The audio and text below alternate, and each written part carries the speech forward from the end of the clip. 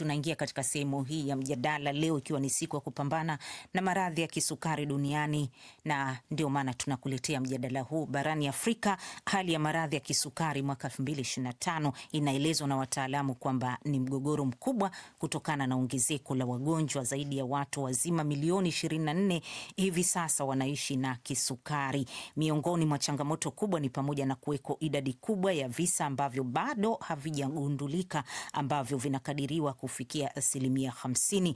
Je, nini kinasababisha ongezeko la wagonjwa wa kisukari? Ipo nafasi ya jamii kupambana kudhibiti kisukari? Nimewaalika basi kutoka Dar es Salaam daktari wa kisukari kutoka Hospitali ya Taifa Muhimbili, Dr. Kandi Muze, na mgonjwa wa kisukari kutoka huko Shinyanga, ni huko Tanzania, Mama Lea Swaleh. Karibuni sana nyote. Asante. Nianze na Mama Lea, kama unanisikia vizuri. Wewe unaugua kisukari. Uligundua vipi una kisukari kwanza kabisa? Asante mtangazaji, kama ulivyonitambulisha. Naitwa Lea Frank Saleh, natokea Shinyanga, maeneo ya Majengo Mapya. Ilikuwa mwaka 2023 ndipo nilipata shambulio la ugonjwa wa kisukari mwezi wa 10. Kwa kawaida kabisa kwenye familia yetu hakuna historia ya ugonjwa wa kisukari. Ilisababishwa, nilipewa dawa zinaitwa Duoctexin kwenye dispensary moja. Nilipokunywa nikawa nasikia tu koo linakauka, mwili unachoka, jasho linafumuka, uono wa macho ukawa hafifu. Nikarudi hospitali tena, ndio nikagundulika nina ugonjwa wa kisukari. Baada ya hapo wakanianzishia kliniki, wakawa wananipa vidonge. Juu sukari iko ya aina mbili, kuna ile ya kumeza vidonge na ile ya kuchomwa sindano. Kwa hiyo hii ni hatua ya kwanza kwa wale wagonjwa wanaomeza vidonge. Baadaye nikaendelea kumeza vidonge kwa muda wa miezi 3.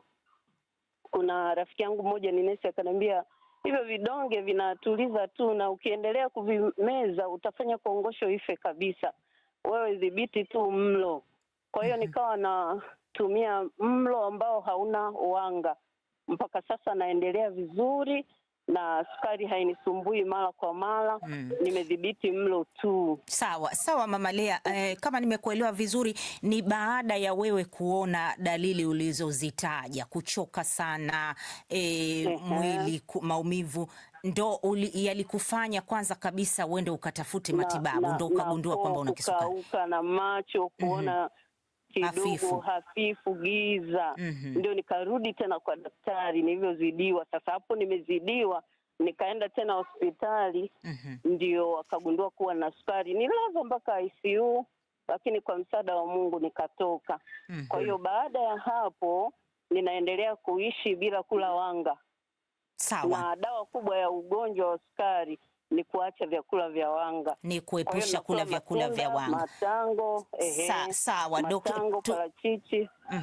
Tutakuja kwako tusikie vizuri vyakula unavyokula hasa kwa wakati huu, lakini ni mjie Dr. Lea, kwa mujibu wa WHO kanda ya Afrika, zaidi ya watu wazima milioni 24 wana maradhi ya kisukari, na idadi hiyo inakadiriwa kwamba itaongezeka maradufu kufikia mwaka 2050.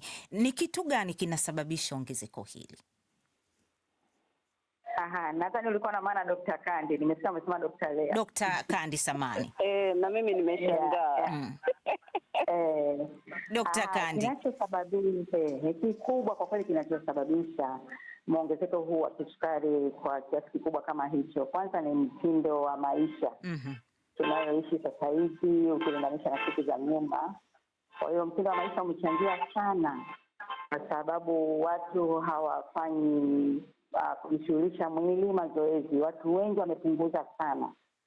Mtindo wa maisha ni kwamba kazi lini unapoenda unakuwa umekaa tu, labda unatoka unapanda gari, unapanda pikipiki, bajaji. Kwa hata ile kutembea tu watu wamepunguza sana. Kwa hiyo mwili hauna shughuli, tunasema umedweteka. Lakini mtindo wa maisha, kula vyakula ambavyo kama mama alivyosema vyenye wanga kiasi kikubwa, na wakati huo ujishughulishi. Lakini pia tunaweza kusema kwamba gharama labda za matibabu ya kisukari, na watu kutokuwa na tabia ya kwenda kujipima tu hata kama umri. Kama mama aliposema hapo, ni mpaka alipoona dalili ndio akaenda hospitali. Kwa hiyo unakuta wakati watu wana hizo dalili, na kwa labda imeshachelewa, kisukari kimekuwa kimeshaingia. Lakini tungekuwa na ile kawaida ya kujipima na kujicheki hata kabla ya dalili hazijaanza, ingekuwa watu wanagundulika bado kwenye pre-diabetes, yani bado hajaingia kwenye kisukari kamili. Na unapozungumzia kuingia kwenye kisukari kamili, tunasikia tu, naamini kwamba sio wengi wanaofahamu kuna aina tofauti ya kisukari, type 3, type 4, type 5. Hiki kisukari cha aina hizi tofauti, unaweza kutueleza hii type 3 ikoje, 4, 5, kuna tofauti yoyote? Ndiyo, tofauti kubwa inakuja kwenye visababishi na jinsi ambavyo inapatikana, na tofauti katika matibabu. Kwa mfano kama hii wanayoita type 1 ni ile ambayo tunasema aina ya kwanza kisukari inawapata zaidi watoto na vijana. Lakini hata wakubwa wanaweza kupata, lakini kwa kawaida zaidi ni watoto, kwa sababu ya kongosho inakuwa haiwezi kutoa insulin ya kutosha. Lakini pia kuna aina ya pili ambayo ndio inawapata zaidi, labda watu kuanzia miaka 20 mpaka watu wazima, ambapo hii inatokana na kwamba insulin ipo lakini haifanyi kazi sawa sawa. Nikisema insulin ni ile kichocheo kinachosaidia sukari, kubalance sukari kwenye mwili, sukari iende kwenye viungo na kwenye seli isibaki nyingi kwenye damu. Kwa hiyo kuna aina nyingine ambayo inapatikana kwenye wajawazito. Mtu anakuwa hana kisukari kabisa, lakini anapopata ule ujauzito inachangia kwamba anapata sukari. Na wengine baada ya kujifungua sukari inaisha, lakini kwa wachache inaweza kaendelea au itaje kujitokeza tena siku za baadaye.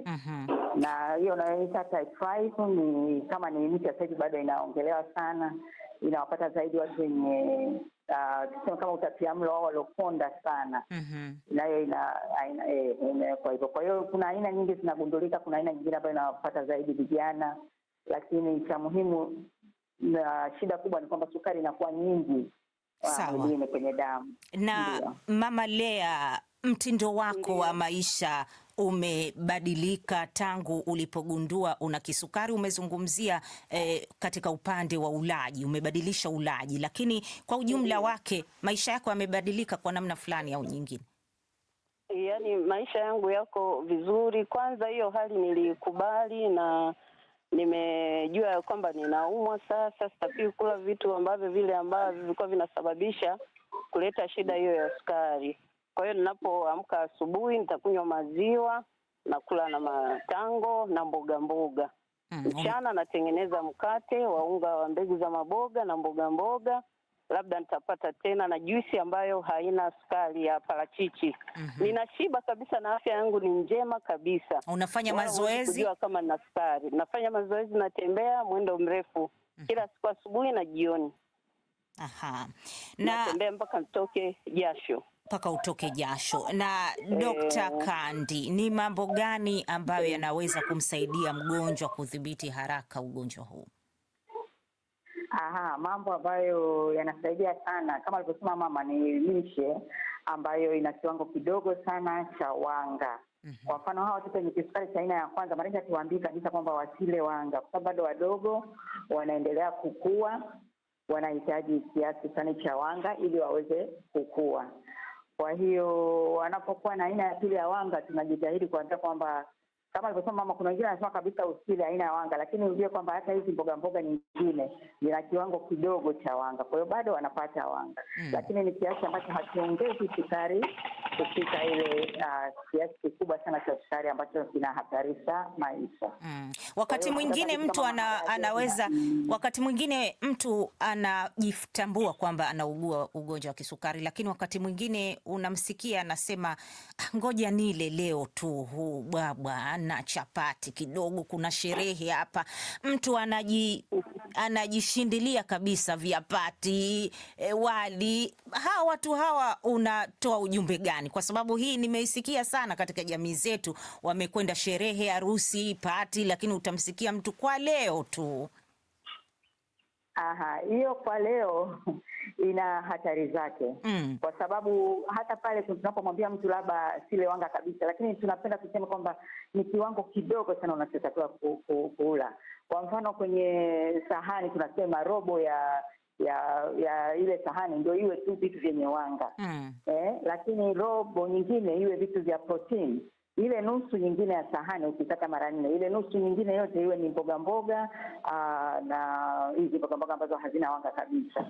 Kwa hiyo sasa ukila chapati nyingi ni kwamba hiyo sukari itapanda, na huwezi kujua, kwa sababu pia watu wengi hawapimi nyumbani, na tunawashauri wagonjwa wote wa kisukari ambao wameshagundulika lazima wao wanapima nyumbani. Kwa hiyo unaweza kusema ni leo tunakula, lakini baada ya siku mbili ukasema ni leo tena. Ukija kule kupima kiwango cha sukari cha miezi mitatu unakuja kukuta ni kikubwa sana. Mtu anashangaa, mbona mimi nipate ile vyakula vya wanga? Kumbe ile ya siku moja aliyokuwa nakula ilikuwa inachangia. Waswahili wanasema haba na haba hujaza kibaba. Kwa hiyo unapokula chapati ukasema kidogo leo, basi hiyo kidogo inaweza kuwa na madhara makubwa. Kwa upande mwingine, Dr. Kandi, hali kwa watoto ikoje? Kwa sababu wako watoto wachanga wana kisukari vile vile, wanazaliwa nacho wengine. Hali ikoje kwa ujumla?